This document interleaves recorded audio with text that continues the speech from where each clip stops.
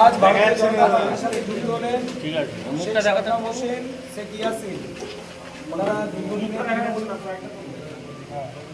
দীর্ঘদিনের তৃণমূলের কর্মী ছিলেন।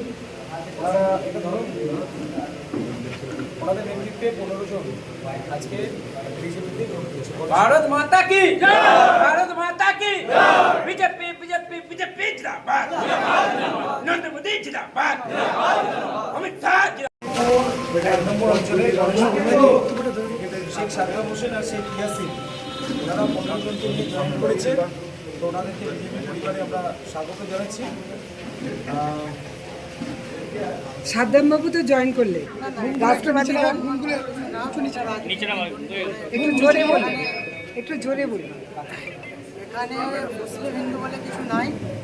এখানে মানে জাতি ভেদাভেদ করে ভোটগুলো নিতে হবে, সেই জন্য এইসব ছড়াচ্ছে। ভারতীয় জনতা পার্টি ভালো লেগেছে, নরেন্দ্র মোদী আমাদের ভারতের প্রধানমন্ত্রী, ওনার কাজকর্ম অনেক ভালো লেগেছে এবং আমাদের খানাকুলে যে বিধায়কবাবু আছেন সুশান্ত দাস, ওনারও কাজকর্ম অনেক ভালো লেগে নিজে ভাবলাম দীর্ঘদিন কাজ করেছি ওনাদের হয়ে, তো কোনো মানে দুর্নীতি অনেক খারাপ কাজকাম অনেক কিছু খারাপ আদর্শ ওনাদের আদর্শ নীতি ভালো লেগেছে, যার কারণে আমি নিজে এসে জয়েনিং করলাম। কতজন জয়েনিং করলেন? এখন আপাতত 15 জন আছেন। আমার সংগঠনে অনেক ছেলে আছে আমার সব আছেন। তারা ওদের ছিলাম না, কোনো পদ নেয় না এবং মানে কাজ করিয়ে সরিয়ে দিয়েছি। এলাকা থেকে সংগঠন করতে আমি গণেশপুর কোন গ্রাম?